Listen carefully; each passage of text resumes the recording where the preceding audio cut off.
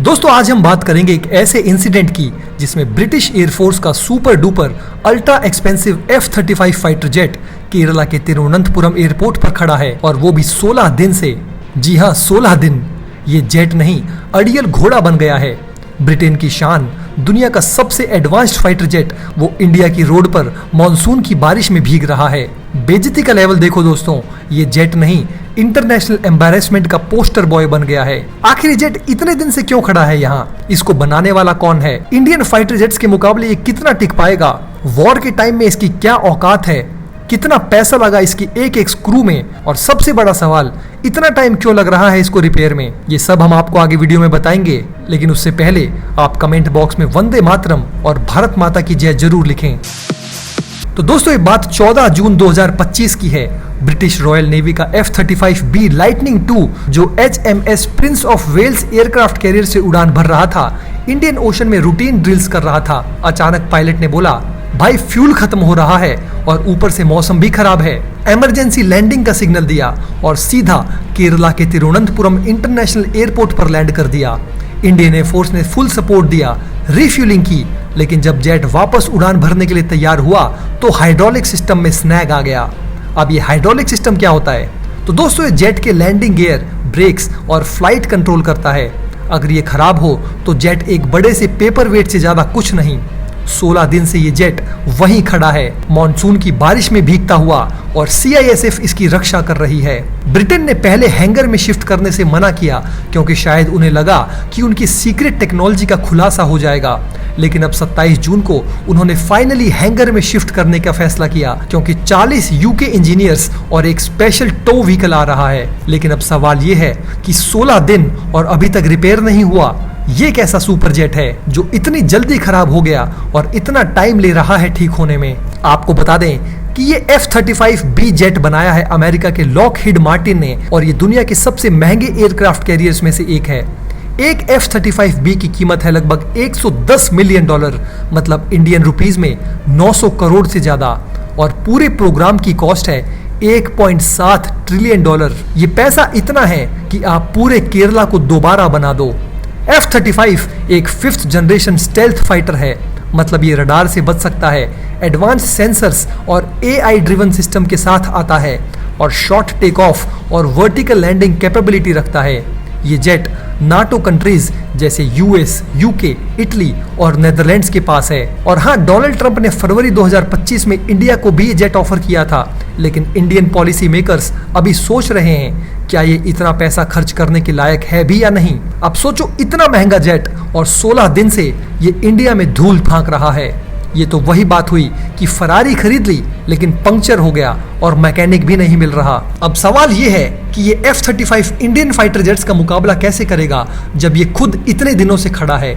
India के पास अभी तेजस mark 1, Rafale और सुखोई 30 जैसे जेट्स हैं, और फ्यूचर में एडवांस्ड मीडियम कॉम्बैट एयरक्राफ्ट यानी M का भी आ रहा है, जो इंडिया का अपना 5th जनरेशन स्टेल्थ फाइटर होगा। तेजस छोटा, हल्का और स्वदेशी है। इसकी कॉस्ट लगभग 300 करोड़ रुपए है। F-35 के मुकाबले बहुत सस्ता। राफेल भी एक प्रूवन 4th जनरेशन जेट है जो मल्टी रोल कैपेबिलिटीज के लिए मशहूर है, लेकिन अब F-35 का ये हाल देखो, हाइड्रोलिक फेलियर, 16 दिन से ग्राउंडेड और अब तक रिपेयर नहीं हुआ।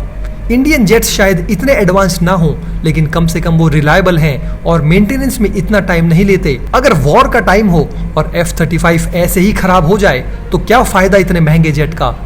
इंडियन एयरफोर्स के पास 36 राफेल हैं जो ऑलरेडी ऑपरेशनल हैं, और तेजस का प्रोडक्शन भी तेजी से बढ़ रहा है। F-35 के इतने इश्यूज देखकर लगता है इंडिया का फोकस अपने M पर रखना ही बेहतर होगा। F-35 को दुनिया का सबसे एडवांस्ड जेट कहा जाता है, स्टेल्थ, सेंसर फ्यूजन और AI ड्रिवन कॉम्बैट सिस्टम के साथ। लेकिन ये सब क्या काम जब जेट उड़ ही नहीं सकता। US गवर्नमेंट अकाउंटेबिलिटी ऑफिस यानी GAO की एक रिपोर्ट के मुताबिक F-35 का मेंटेनेंस बहुत कॉस्टली और टाइम कंज्यूमिंग है। केरला का ये इंसिडेंट बताता है कि F-35 की रिलायबिलिटी और मेंटेनेबिलिटी एक बड़ी प्रॉब्लम है। वॉर के टाइम में जब एक एक मिनट कीमती होता है, क्या आप ऐसे जेट के ऊपर भरोसा करेंगे जो इतनी जल्दी खराब हो जाए और रिपेयर के लिए हफ्तों ले ले? F-35 शायद पेपर पर शानदार हो, लेकिन रियल वर्ल्ड में इसकी ये नाकामी वेस्टर्न कंट्रीज के लिए एक बड़ा झटका है। अब दोस्तों बड़ा सवाल ये है कि रिपेयर में इतना टाइम क्यों लग रहा है। पहले तो ब्रिटिश नेवी ने कहा कि लो फ्यूल और बैड वेदर की वजह से लैंडिंग हुई, लेकिन जब रिफ्यूलिंग के बाद जेट वापस उड़ान भरने के लिए तैयार हुआ तो हाइड्रोलिक फेलियर ने रोक दिया। रॉयल नेवी के टेक्नीशियंस आए पर वो भी इसको फिक्स ना कर पाए। अब 40 इंजीनियर्स और एक स्पेशल टो व्हीकल यूके से ला रहे हैं। ये जेट इतना हाईटेक है कि इसके पार्ट्स और रिपेयर्स के लिए स्पेशलाइज्ड इक्विपमेंट चाहिए जो शायद इंडिया में अवेलेबल ही नहीं है। ये बताता है कि F-35 का मेंटेनेंस कितना कॉम्प्लिकेटेड है। लोकल टीम्स के पास ना एक्सपर्टीज है ना ही स्पेयर पार्ट्स, और ब्रिटेन का ये फैसला कि पहले हैंगर में शिफ्ट ना करें शायद सिक्योरिटी कंसर्न्स की वजह से था, लेकिन इससे रिपेयर और डिले हुआ। अब जब जेट हैंगर में पहुंच गया है तो शायद रिपेयर्स जल्दी हो जाएं, लेकिन 16 दिन का डिले ऑलरेडी एक बड़ा सवाल खड़ा करता है।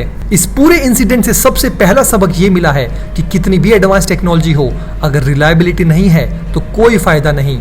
F-35 का ये इंसिडेंट लॉकहीड मार्टिन और वेस्टर्न कंट्रीज के लिए एक बड़ा एम्बैरेसमेंट है। इंडिया के पॉलिसी मेकर्स के लिए ये एक वेकअप कॉल है कि F-35 जैसा कॉस्टली जेट खरीदने से पहले दोबारा सोचें। दूसरा सबक कि इंडिया को अपने इंडिजिनियस प्रोजेक्ट जैसे एमका और तेजस पर फोकस करना चाहिए। फॉरेन जेट्स पर डिपेंड करने का यही नतीजा है, जब चाहिए तब खराब हो जाते हैं और रिपेयर्स के लिए भी विदेश से टीम बुलानी पड़ती है। तीसरा सबक ये है कि मेंटेनेंस और लॉजिस्टिक की प्लानिंग कितनी जरूरी है। वॉर के टाइम पे अगर ऐसे डिलेज हो गए फिर तो हो गया बेड़ा गर्क। और हाँ, सोशल मीडिया पर भी लोग मजाक उड़ा रहे हैं। कोई बोल रहा है कि F-35 को अब इंडियन सिटीजनशिप दे दो, कोई बोल रहा है कि इसे OLX पर भेज दो। ये बेइज्जती नहीं तो और क्या है। तो दोस्तों ये था ब्रिटिश F-35 का केरला में 16 दिन का सफरनामा। एक जेट जो दुनिया का सबसे एडवांस्ड और महंगा माना जाता है, अभी तक भारत की सड़कों पर धूल फांक रहा है और ब्रिटेन के लिए ये एक बड़ा सरदर्द बन गया है। इंडियन एयरफोर्स ने फुल सपोर्ट दिया, लेकिन ये इंसिडेंट बताता है कि हाई टेक्नोलॉजी जेट्स के साथ हाई मेंटेनेंस प्रॉब्लम्स भी आती हैं। वेस्टर्न कंट्रीज, खासकर ब्रिटेन और लॉकहीड मार्टिन के लिए ये एक बड़ा लेसन है। अपनी शान के चक्कर में रिलायबिलिटी को इग्नोर मत करो। और इंडिया के लिए ये एक मौका है अपने स्वदेशी जेट्स और टेक्नोलॉजी पर और जोर देने का।